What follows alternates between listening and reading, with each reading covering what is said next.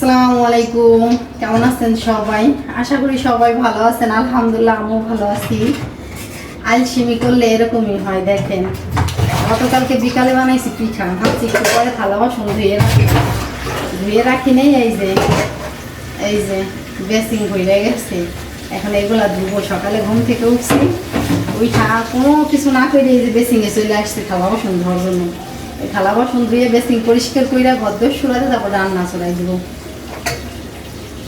এই থালা বাসন ধুইতে ধুইতে আমার আর এত কষ্ট লাগে। বেসিংয়ে থালা বাসন ধুইতে আসলে আমার অনেক দুঃখ লাগে। কি বলটা একবার শুয়ে থাকে, কেন এই জায়গা বাড়িলার একটা খারাপ উপর বসাই দিবে না কোন? তো কি বলতেছে এরকম একার শুয়ে থাকে, থালা বাসন ধুতে গেলে অনেক কষ্ট লাগে। আর সবসময় কি নিচে দিয়ে থালা বাসন ধোয়া যায়? বলে নিচের কোয়ালিটিটা ভালো আছে। সকালে যখন আমি ঘুম থেকে উঠছি তখন দেখলাম কি সুন্দর রোদ্দুর। একটু পরে দেখি মেঘলা হয়ে গেছে আকাশ, একটু পরে দেখি ঝুম বৃষ্টি। এখন ওই যে আকাশ মেঘলা মেঘলা হয়ে আছে, কিন্তু আকাশ কালকে থেকে ভালোই বৃষ্টি নামছে। কিন্তু তারপরেও কি জানেন, গরম কমে না। মানে আমার কাছে কি এরকম গরম লাগতেছে আল্লাহ জানে। আর আমার শরীরটাও বেশি ভালো না, কালকে থেকে কেন যেন অনেক খারাপ লাগতেছে।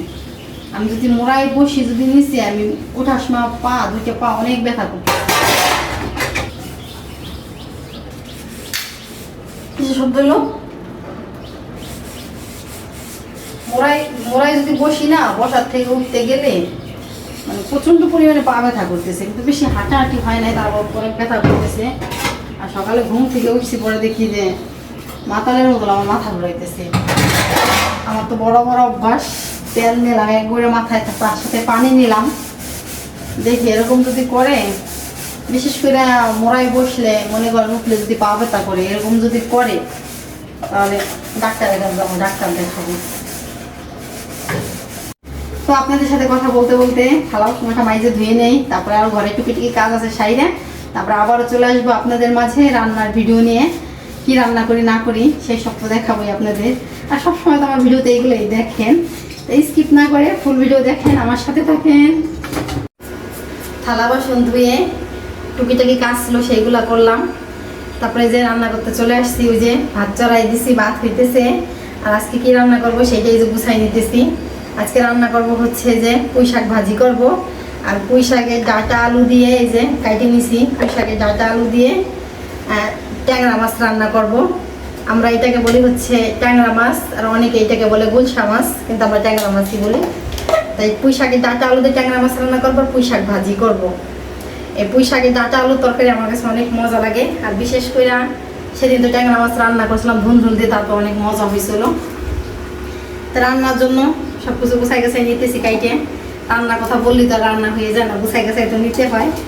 পেঁয়াজ মরিচ মশলা বাইটে উইটে নিতেছি। তারপরে হচ্ছে ভাত হওয়ার পরে তরকারি রান্না করব। ভাতও এখনো হয় নাই, ভাত চড়াই দিয়ে আমি সবসময় সব কিছু গুছাই নিই।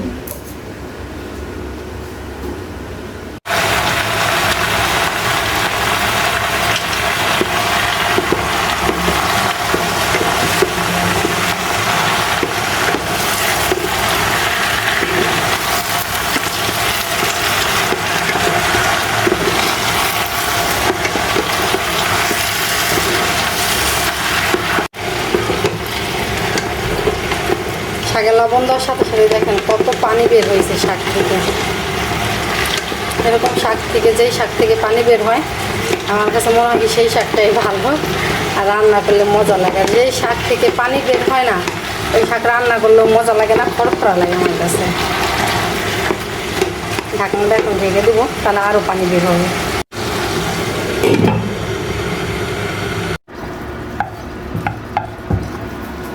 এই যে দেখেন এইভাবে রেখে দিছি, ওই যে তেল এক সাইডে চলে গেছে, একটু পরে বাড়বো, এখন না। মাছ রান্না করার জন্য মশলা কষাইতেছি, আর মশলা কষানো হয়ে গেছে, এখন এই ভিতরে মাছ দিয়ে দেবো।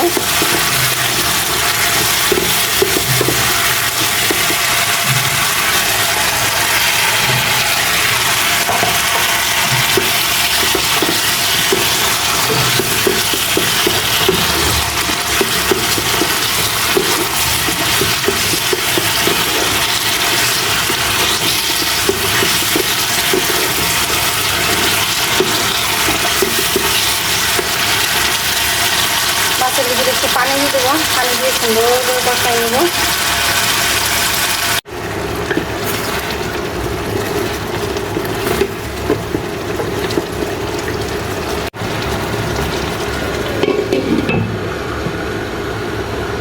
মাছ কষানো হয়ে গেছে, মাছ কষানো উঠে রাখছি। উঠে রাখার পরে সেই কড়াইয়ে যে মশলার ভিতরে সবজি দিয়ে এখন কষাই নিতেছি। সবজি দিয়ে কষাই নেওয়ার পরে ঝোলের পানি দিয়ে দেবো।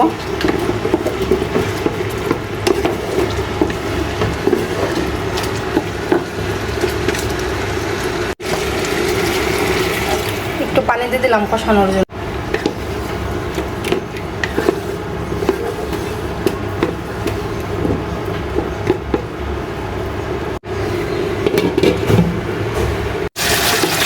সবজি কষানো হয়ে গেছে, এখন দিয়ে দেবো হচ্ছে ঝোলের পানি।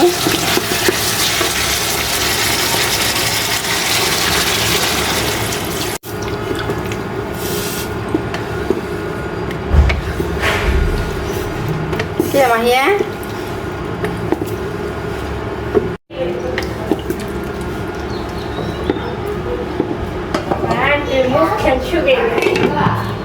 মাহিয়া এখন দিয়ে দেবো হচ্ছে মাছ, অনেকটাই জাল হয়েছে।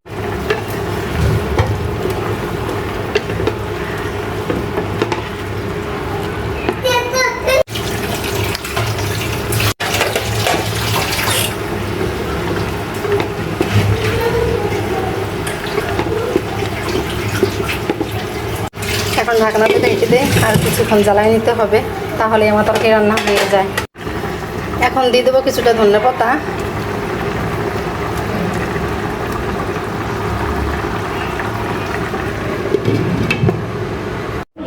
ট্যাংরা মাছের তরকারি রান্না করা আমার হয়ে গেছে। পুঁই শাকের ডাঁটা দিয়ে আর আলু দিয়ে আজকে ট্যাংরা মাছের তরকারিটা রান্না করছি গামাখা করে, তেমন ঝোল রাখিনি। তো দেখেন তরকারির কালার দেখলে বোঝা যায় কত মজা হয়েছে। বোরকা পরে রেডি হয়ে নিলাম, একটু বাজারে যাব। এরপর একটা ফর্দ ধরাই দিচ্ছে আমারে, ফর্দে যা যা লেখা আছে ওগুলো কিনতে হবে। কিনে আবার বাসায় আনবো না, ওটা এক জায়গা দিয়ে আসতে হবে। যার জন্য পাঠাবো ওটা হচ্ছে সেই জায়গা থেকে আর একজন এসে নিয়ে যাবে। ভিতরে রেডি যাই, দিয়ে আসে। কি গরম লাগতেছে, রান্না করার পরে কতটা কি ভরছি দেখিনি আগে, কত ভরছি। যাই কিনে দিয়েছি বাজারে থেকে। মেয়ে বাসায় নাই, মেয়ে আবার কোচিনে গেছে। ওরে চাবি ছাড়া তো তালা দেওয়া যাবে না, চাবি বের করি ব্যাগের থেকে।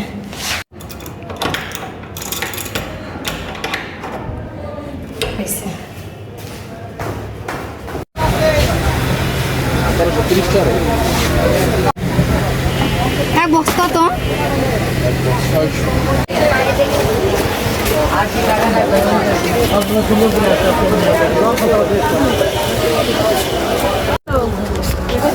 ভালো না, তাইলে এটার দাম বেশি।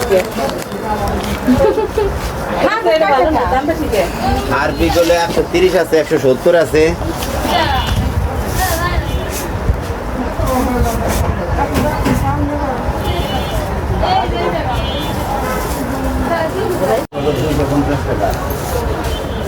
আর তুকমার দানা 250 গ্রামের দাম খালি 60 টাকা।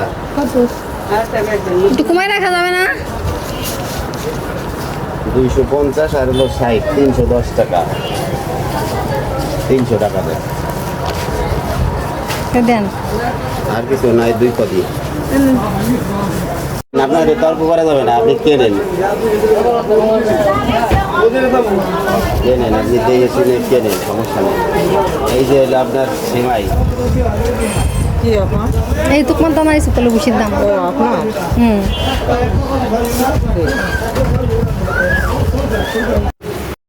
বাজার থেকে এসে একটু দুধ চা বসাই দিলাম। অনেক দিন হয় দুধ চা খাওয়া হয় না, তাই ভাবলাম একটু দুধ চা বানাই। আর চা খাবো কি, যে পরিমাণে প্রচণ্ড পরিমাণে গরম পড়ছে, তাই ভাবলাম যে মাথা ব্যথা করতেছে তো একটু চা বানাই। এই জন্যই চা বানাইতেছি, সাথে যে বিস্কিট নিয়েছি চা দা খাওয়ার জন্য।